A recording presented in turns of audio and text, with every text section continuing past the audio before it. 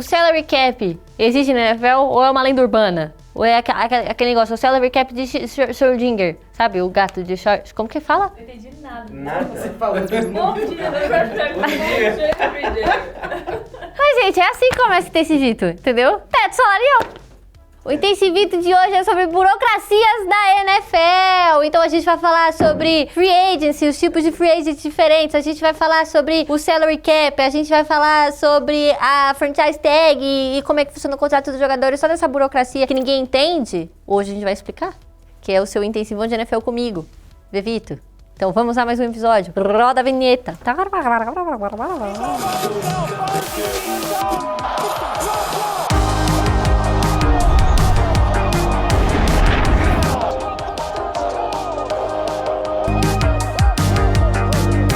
Parem de me gravar. Bom, vamos lá. A primeira coisa que a gente precisa saber em relação à burocracia da NFL é os tipos diferentes de free agent, o que é free agency, como é que começa esse período, quando que os jogadores eles podem trocar de time tal para ir para time X. Vamos explicar, ok? Ok, então vamos lá. O free agent da NFL é o jogador que está o quê? Livre de contrato, que não está sob contrato nenhum, que está ali de boas. Não é desempregado, ele só apenas está free agent. E ele pode assinar com qualquer time da NFL, certo? Porém, a free agency é o período que a gente chama quando vira o calendário da NFL, né? Então, quando acaba uma temporada e começa outra temporada, é o nosso ano novo, né? É quando vira o calendário, que é quando começa o período da free agency, que os jogadores eles podem trocar de time. Então, se, por exemplo, um jogador ele tá sob contrato até a temporada de 2023, por exemplo, ele vai ter o seu contrato terminado em março de 2024, porque como a gente sabe, a temporada da NFL ela começa em setembro e ela acaba ali em fevereiro, né, quando acaba o Super Bowl. Então a temporada da NFL ela meio que dura não 2 anos, mas o período de 2 anos ali da virada de um ano pro outro. Então o nosso ano novo da NFL é em março, que é quando começa a free agency. Antes da virada do ano, né, antes de começar o período da free agency, tem um período aí em que o tampering na NFL ele é liberado. O que é tampering? O tampering é uma ação meio que legal, né? Basicamente é legal, porque é quando os jogadores eles entram aí em contato com outros times pra negociar contrato, tipo assim, ainda não tá no período da free agency, só que o jogador tal foi lá conversar com a galera do time tal, que não é o time original dele, e aí isso não pode, porque isso é tampering, é tipo o aliciamento aí pra você chamar o jogador pro outro time. Só que tem um período aí de 2 dias antes de começar a free agency e que um tampering ele é permitido, né, que permite esses jogadores que vão virar free agents a conversarem com outras equipes em que eles tenham interesse de participar do elenco daquela franquia, entendeu? Só que a gente tem algumas regras, né? Tipo assim, o time que quer contratar esse jogador, ele não pode contatar o jogador em si, mas sim o agente do jogador, assim, pra conversar. Ou o Kirk Cousins, ele quer sair aí dos Vikings pra ir pros Falcons? Fala aí pra mim, conversa com ele, troca essa ideia com ele, porque daí senão a gente já vai agilizando, já vai pensando numa estratégia aqui. E aí o agente do Kirk Cousins vai falar: sim, ele tem interesse. A gente tem algumas exceções, assim, tipo, por exemplo, o time ele pode assinar com um jogador que já é do seu time que o contrato acabou. Tipo, por exemplo, o Chris Jones já era jogador dos Chiefs. E aí, antes de começar o período da free agency, os Chiefs eles podem renovar o contrato do Chris Jones, entendeu? Isso não é aliciamento porque é um jogador do seu próprio time, então tá tudo bem. Ou se, por exemplo, um time ele libera um jogador, por exemplo, encerra o contrato do jogador antes do período da free agency começar, né? Então, ele também pode estar livre aí pra negociar com outros times. Mas a gente tem tipos diferentes de free agents, que nem eu coloquei aqui. E tudo isso que eu tô falando aqui, desse tipo de negociação da free agency, a gente tá levando só em consideração os free agents irrestritos. Mas agora eu vou explicar a diferença entre um free agent restrito e um free agent irrestrito. O free agent irrestrito é aquele que o contrato acabou com pelo menos 4 temporadas aferidas. Temporada aferida é uma temporada em que o jogador teve pelo menos 6 jogos na lista de ativos de um time, e mesmo que ele esteja, tipo assim, machucado na injury reserve e tudo mais, assim, mas ele teve pelo menos 4 temporadas aferidas em que ele jogou, tava no elenco de pelo menos 6 jogos, ok? Então é isso. O agente livre irrestrito é aquele que teve pelo menos 4 temporadas aferidas em uma franquia. E aí esse jogador, ele pode negociar com qualquer time, e o time que ele saiu não recebe nenhum tipo de compensação caso ele saia do time. E o agente livre restrito é o que mais tem por aí. Então, quando a gente fala de free agents da NFL, geralmente são esses que são restritos. Agora, o free agent restrito é aquele que a temporada acabou, só que ele tem 3 ou menos temporadas aferidas em um time. E aí, esse tipo de jogador, ele pode negociar com outros times, mas o time atual, ele pode tentar igualar a proposta e também, caso o jogador saia do time, o time original, ele recebe compensações da NFL, tipo escolhas compensatórias de draft. O que são escolhas compensatórias de draft? São escolhas que a liga dá por uma franquia que perdeu um jogador que era importante para o seu elenco, por exemplo, um jogador que era um agente livre restrito. Ou também esse time pode receber essas escolhas compensatórias dependendo da franchise tag, que é uma coisa que a gente vai explicar daqui a pouco. Calma, 1 minuto. Caso a franquia não chegue a um acordo com um jogador que tá prestes a se tornar um free agent irrestrito, o time pode aplicar uma franchise tag nele. O que é uma franchise tag? É uma maneira que o time encontra de manter esse jogador dentro do time, um jogador que seja bom. Por exemplo, o São Paulo quer que o Caleri continue no São Paulo. E aí o contrato do Caleri acabou. O que o São Paulo vai fazer? O São Paulo vai botar uma franchise tag aí no Caleri, falando assim, ó, Caleri, a gente quer que você fique no nosso time. Só que os jogadores, eles não gostam muito de receber essa tag. Por quê? Vamos explicar. A tag que o time aplica no jogador, ela só dá direito a 1 ano de contrato. Então, óbvio que o jogador, ele quer ficar no time e ter contratos mais extensos, contratos mais longos, a longo prazo. Ele não quer receber, tipo, a gente quer que você fique aqui no time por mais 1 ano. Pro time ter mais tempo de negociar um contrato a mais longo prazo. Só que isso não dá garantia nenhuma. Tipo, o jogador, ele pode continuar por mais 1 ano no time, só que, né, ele, mesmo assim, queira assinar com outro time, e é isso aí, isso pode acontecer. Temos algumas categorias dessa tag que o time pode aplicar, além do fato de que o time também tem que abrir o bolso se ele aplicar a franchise tag no jogador. Então vamos lá. A gente tem a franchise tag exclusiva, em que o time que aplicou a tag nesse jogador tem exclusividade para negociar com esse jogador, não permitindo que ele converse com outras equipes ou tente chegar a um acordo e fechar um contrato com outros times da NFL. Aí, se essa franquia quer botar a franchise tag nesse jogador, o que ele tem que fazer? O time, ele tem que pagar para esse jogador a média dos 5 maiores salários da posição dele daquele ano, né? Considerando os últimos 5 anos. Então, por exemplo, os Ravens botaram a franchise tag no Lamar Jackson. Eles têm que pagar o Lamar Jackson a média dos 5 maiores salários dos quarterbacks, porque o Lamar Jackson é quarterback. E como vocês sabem, o quarterback ganha muito dinheiro. Então, nesse caso, o Lamar Jackson ganhará muito dinheiro por 1 ano só durante 1 ano. Ou ele pode receber um aumento de 120% do salário dele, ou seja, prevalece o que for maior. Então, se for maior 120% do salário atual do Lamar Jackson, ele vai receber 120% do salário atual dele. Ou vai ser a média dos 5 maiores salários dos quarterbacks da NFL, o que for maior. O time tem que abrir o bolso para segurar esse jogador por mais 1 ano. Então, quando o time aplica essa franchise tag exclusiva nesse jogador, é automático, o jogador ele vai ter que ficar por mais 1 ano e ele vai ter um aumento de salário.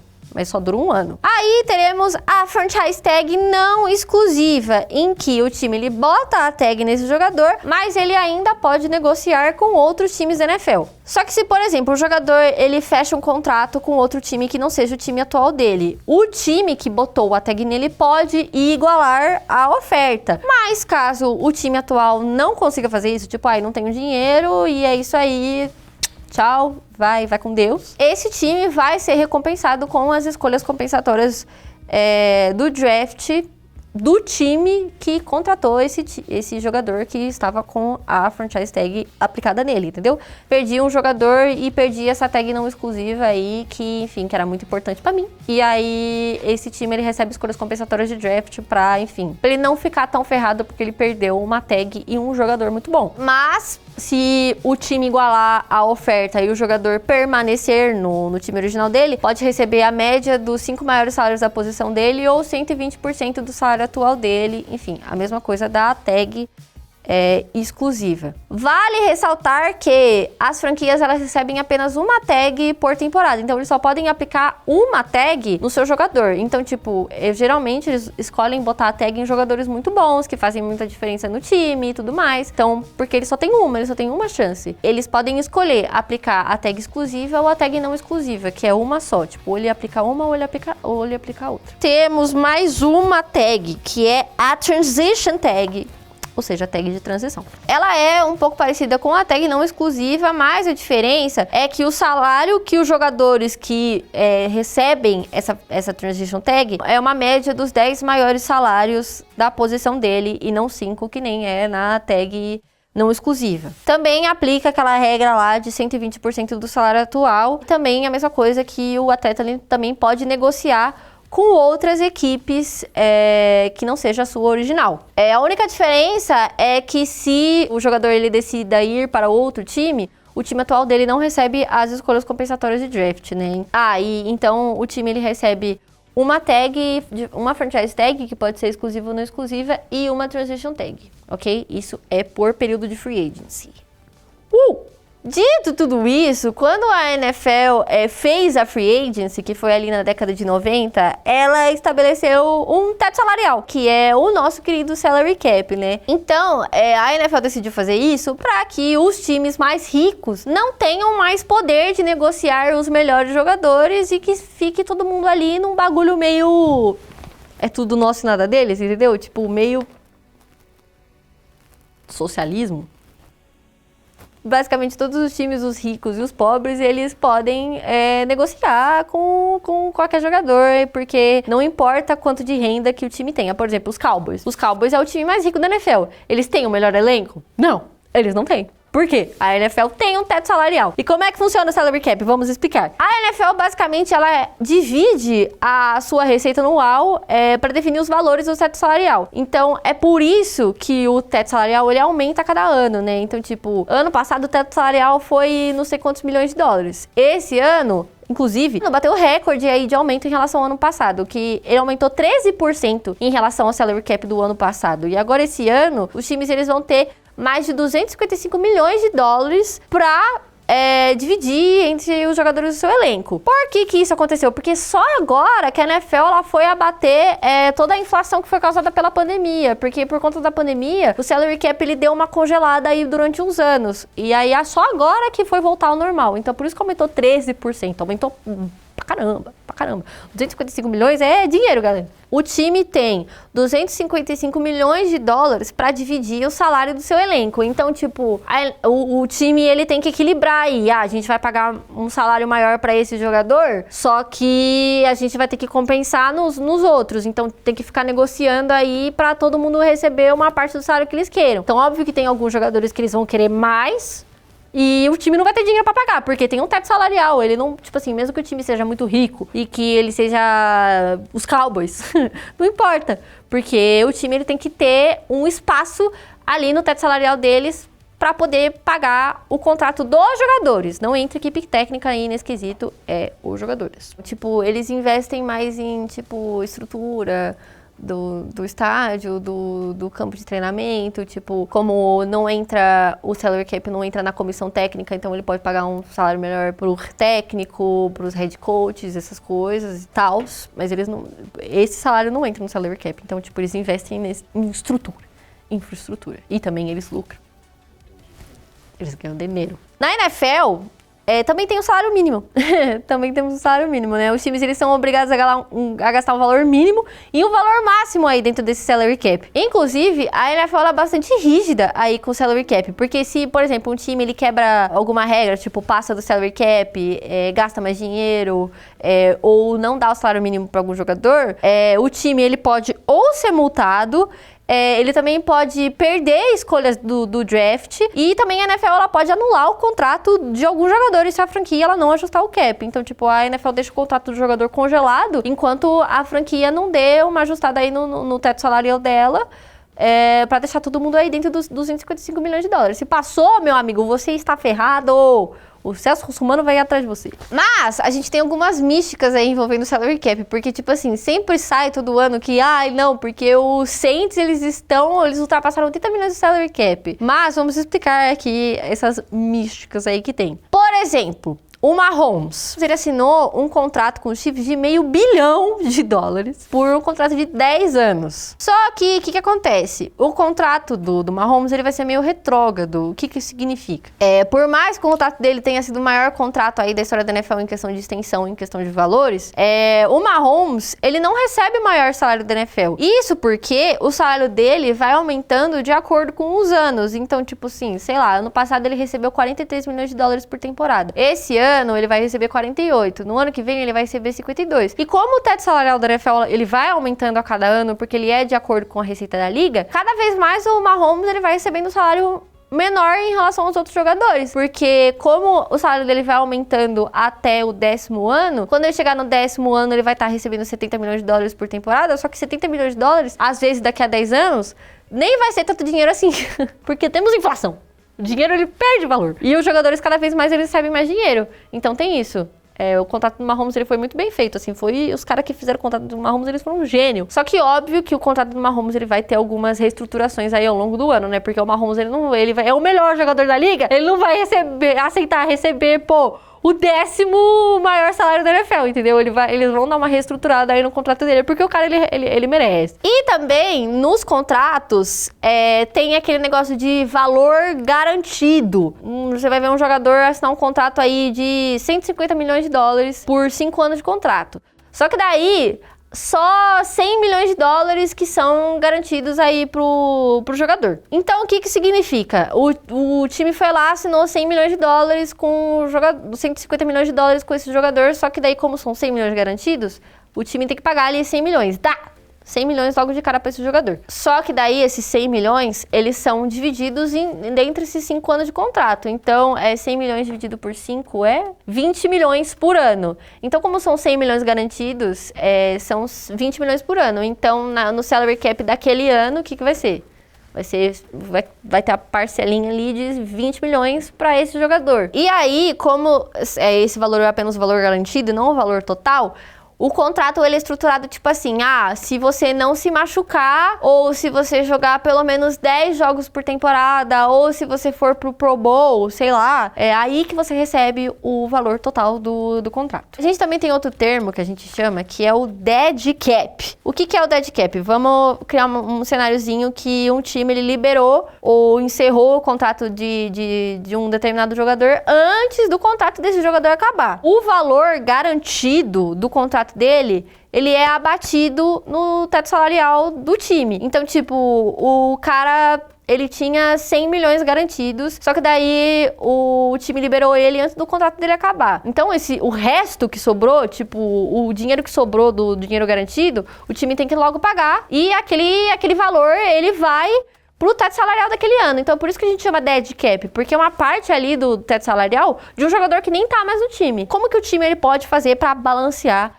aí o dead cap? O time pode escolher dispensar esse jogador antes do dia 1º de junho ou depois do dia 1º de junho. E qual que é a diferença? Se o time dispensa esse jogador antes de junho, sendo que ele ainda não encerrou o contrato dele, o valor que tá sobrando para eles pagarem esse jogador, ele vai pro teto salarial daquela temporada que eles estão. Só que se eles decidem liberar esse jogador depois do 1º dia de junho, o valor ele é dividido entre a temporada que eles estão e a temporada do ano que vem. Então o time, ele vai ter que escolher se ele decide tomar esse baque agora, de uma vez só, ou se ele parcela, basicamente, se ele passa ali no crédito, faz em 2 vezes. É um valor ali que tá abatido no teto salarial de um time, só que é de um jogador que não tá mais sob contrato com esse time. O que a gente chama de dead cap hit. Além disso tudo, vamos falar um pouco sobre a burocracia dos contratos, né? Os contratos de jogadores da NFL, eles têm aí cláusulas enormes, com incentivos e com alcances mínimos e, enfim, mas se eu falar sobre absolutamente tudo, sobre todos os contratos da NFL, por exemplo, o Kyler Murray,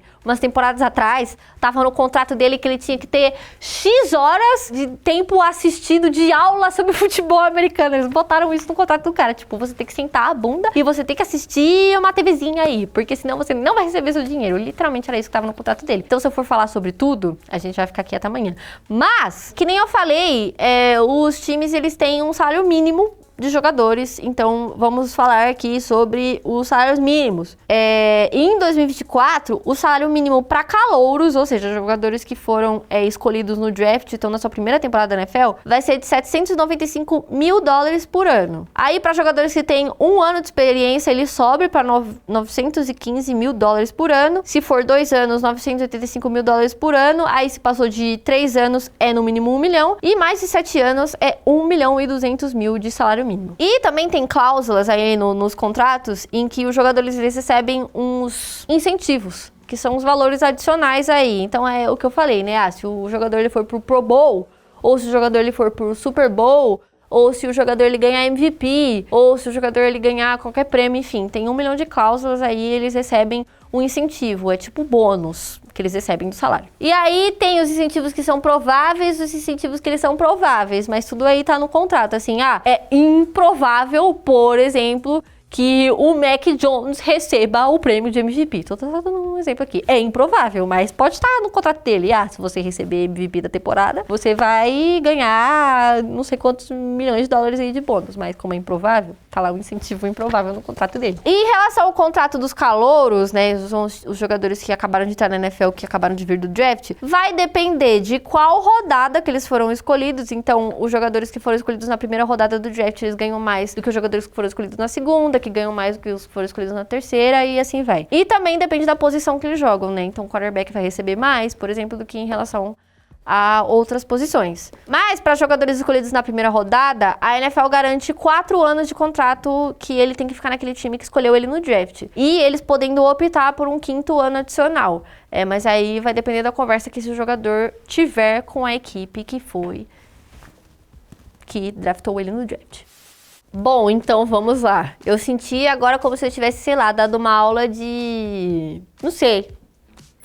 Me senti um pouco assistente de advogado, entendeu? Sei lá, achei que foi muito técnico esse episódio. Mas é uma coisa que a galera realmente tem muita dúvida, assim. Eu, inclusive, tipo, como é que você entende, assim, desses contratos e do que os jogadores eles têm direito, do que eles não têm direito, enfim. Falar de dinheiro, né, money? Porque, assim, a gente entende pouco, só que os jogadores eles entendem muito, porque se tem uma coisa que os jogadores eles se interessam, na NFL é dinheiro. Isso são várias coisas que a gente tem que entender aí, porque que tem um jogador que, decide sair do time, ou porque que tem jogador que ferra com o salary cap do seu time, enfim.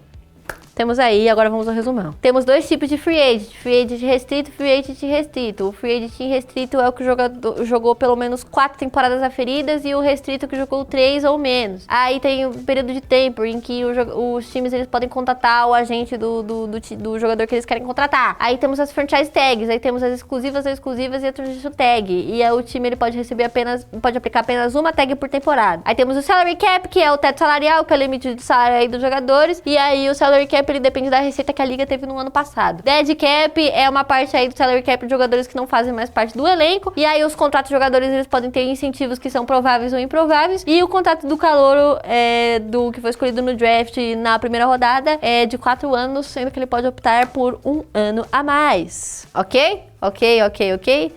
Então é isso. Antes de você fechar esse vídeo, o que você tem que fazer? Você tem que deixar o like, se inscrever no canal do Endzone Brasil e também ativar o sininho para você receber notificações toda vez que sair um episódio novo de Intensivito no ar. Estamos acabando, Tá acabando o Intensivito, gente. Falta pouca coisa. Episódio que vem a gente vai falar sobre as regras mais específicas da NFL. E é isso aí. Esse foi mais um Intensivito, seu intensivão de NFL comigo, Vevito. E até o próximo vídeo. Fiquei tonta.